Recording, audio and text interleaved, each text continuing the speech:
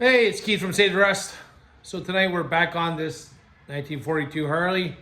We had some issues with the fuel rod, alignment, and so on. And now we're going to replace the fuel rod and try and get it so it doesn't leak again. It was a bit of a hassle the last time.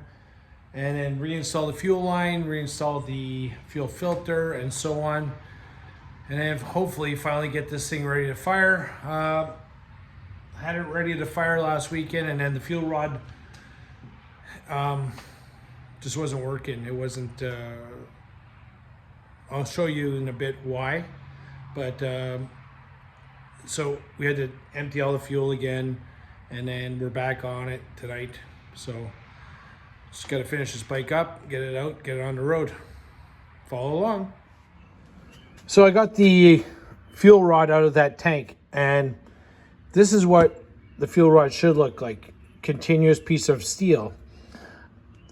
This one, it came with this, and if you look, it's flexible.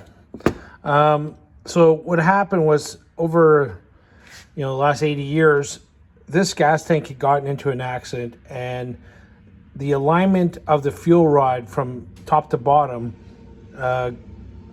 was bent. They didn't line up anymore.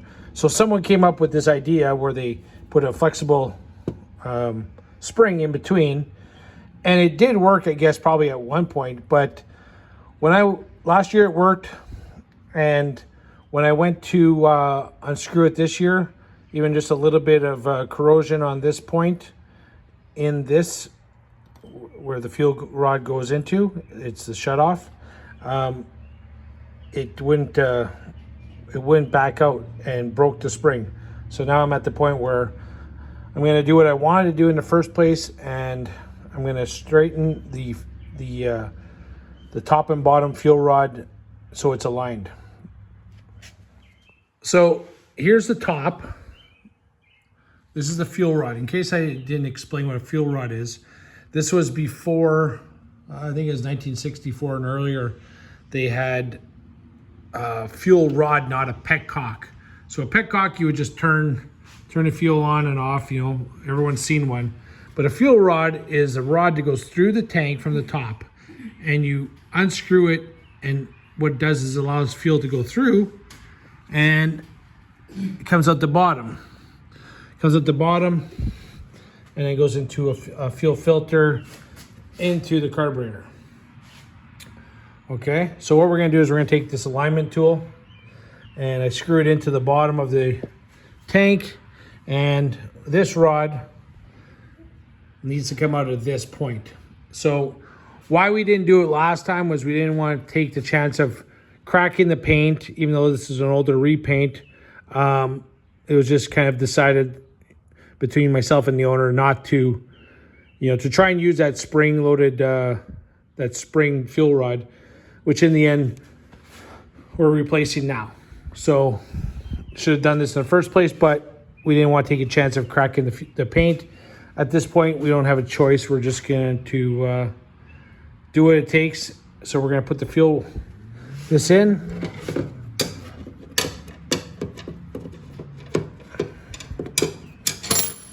So what this is a friend of mine made this for me. This is an old part of a fuel, where the receiver for the fuel rod, a socket that he welded up. It's going to go over here.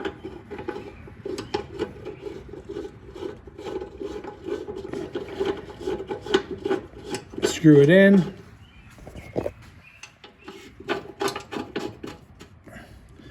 And then what we'll do is put this inside, and then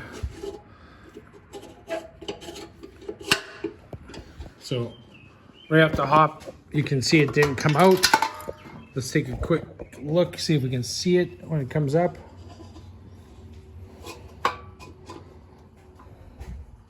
So it's close, actually a lot better than I thought. So you can see it inside there. So we're off, I'm gonna say 1/4 to 1/2 inch. So what we have to do is we'll take this back out, give it a little bit of a bend, put a ratchet in here, and just tweak it over a bit, pushing the fuel rod into the position where we want it. So what we did is put the ratchet on the bottom of the tool, and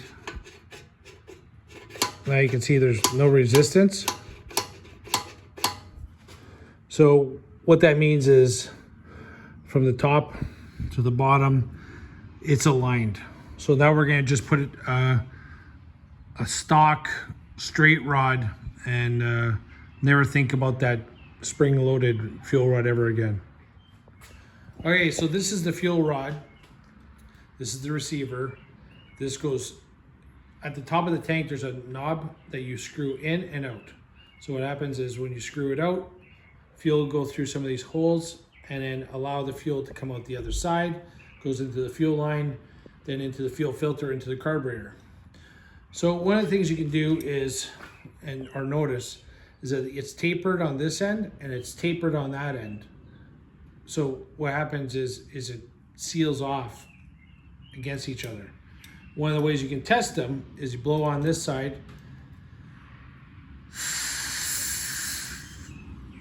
and as I'm screwing in, it shuts off. And then when I try blowing again, you can hear it. Once it releases, air comes through, and that's how a fuel rod works, as opposed to a petcock where you would just turn it and it allows fuel, turn it, closes the fuel. This is just more of a primitive style. This is what was on all the, I think it was pre-64 bikes. Pre-64. So in order to install this, you have to thread this in, and then what we'll do is we'll go from the bottom of the tank up, and we have to get it through this hole at the same time. All right. Okay, so now we'll screw it in. There's a couple of crush washer gaskets, copper crush washers on the bottom down here. And then on the top, there's one rubber seal. And then you got a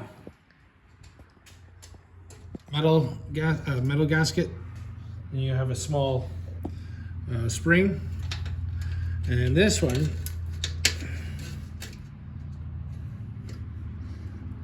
goes there. Did I get that right? And then that one goes on there, and a screw.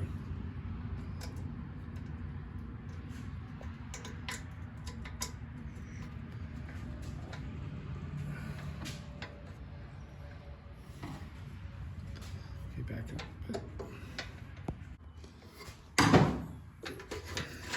So you unscrew it, pull it up.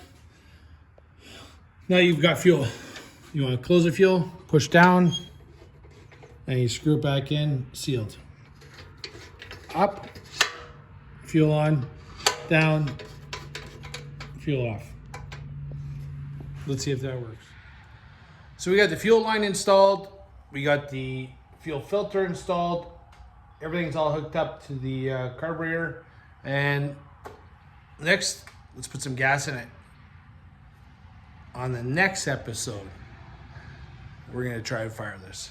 Stay tuned.